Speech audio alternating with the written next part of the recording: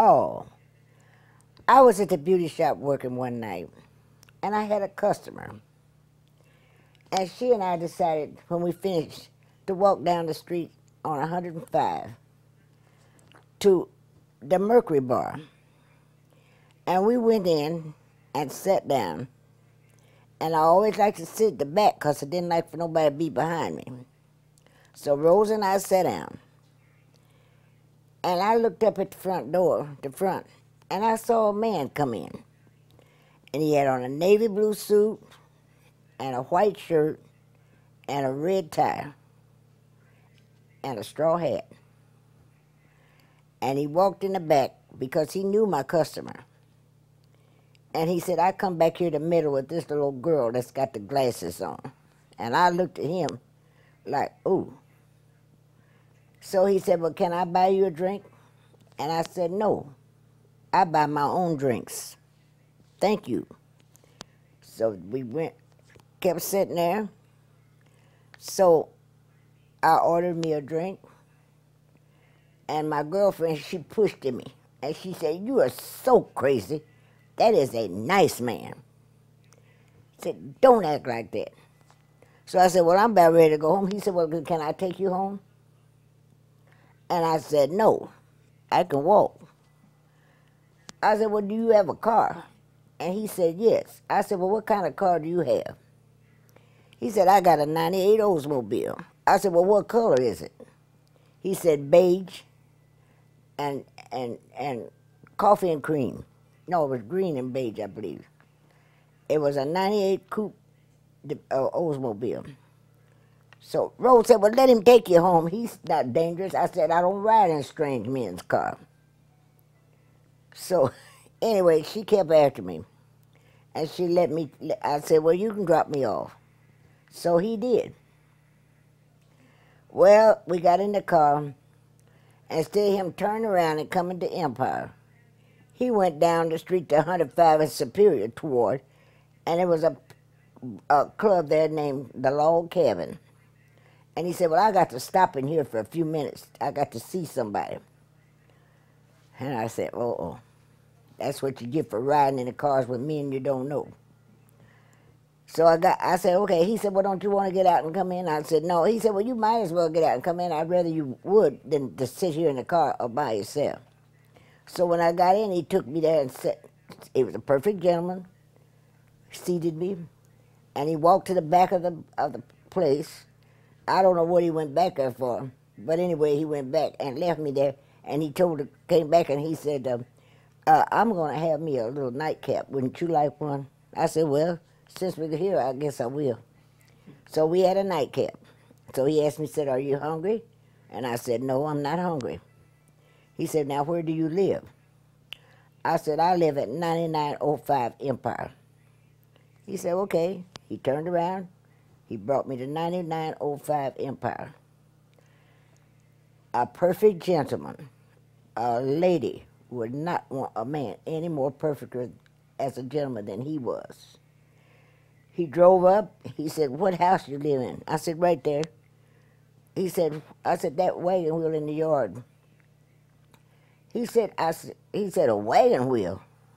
I said, yeah, we were in the country and I brought it back from my father's home. He said, well, that's a good nickname for you. I'll call you Wagon Wheel.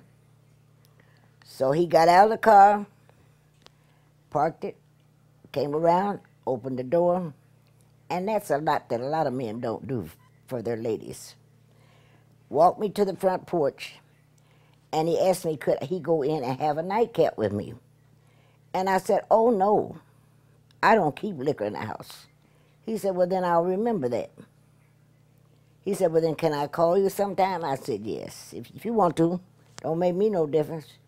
He stayed there till I locked my door and told me good night. He never tried to kiss me. He never done anything. He just said good night. So when he turned around and walked off the porch, and that's what I call a gentleman. And I will tell any young lady, when a man wants to always hugging and kissing and pulling on her and trying to kiss and whatnot, he only trying to mislead her most likely. That's what I call. So then he went on. So the next night, he asked me could he pick me up at the beauty shop what time I got off from work, and I told him. So that was on a Saturday night. So I was getting ready to get off, and I happened to look around, and I saw that car, and I ran back and told the girls, I said, there that man is out there. I said, good Lord.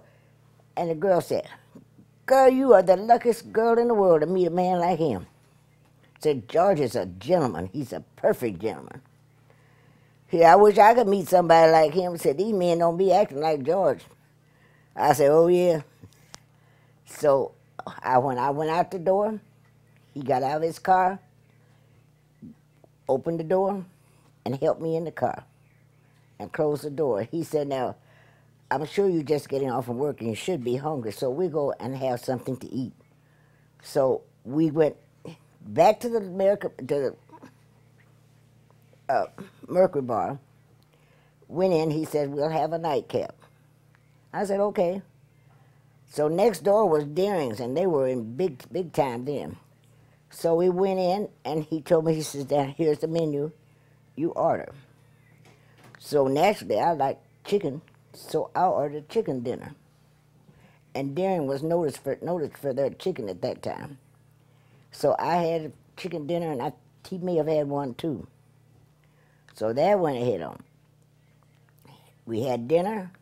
We sat there and chit-chatted a while. And he said, are you about ready? I said, yes. So he said, where is that there you live? I said, 91 Old Empire. He brought me home, took me to my door, and said good night, and went right on about his merry business. So he called me, and he asked me what I was doing Sunday. And I told him I didn't know, wasn't doing anything special. So he said, well, I'm going to get some tickets, and we're going to a concert. So he got some tickets, and he asked me that day, he said, what are you going to wear? I said, I don't know, I'll wear something. He said, but I mean, it's hot, it's warm weather. Are you wearing a dress, a suit, or what? I said, I don't know what I'm going to wear, I'm going to wear something. So I looked up, and he came in the beauty shop with a box. And he had found some dresses. He knew somebody that had dresses. And he told me to pick what I wanted. And I picked what I wanted. And he bought me something to wear because he said that I wasn't dressed to go out with him like he liked, because he was a very, very well-dressed man. And so we started from that. And we ended up 54 years of marriage and had a happy marriage. That's enough, ain't it, BJ? I'm tired.